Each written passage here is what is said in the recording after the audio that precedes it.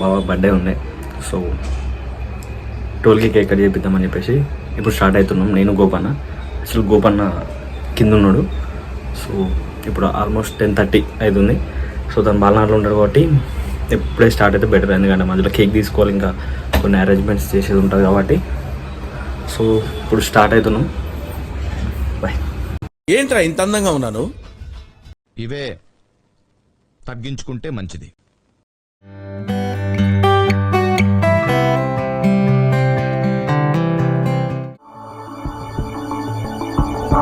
Never, ever, never.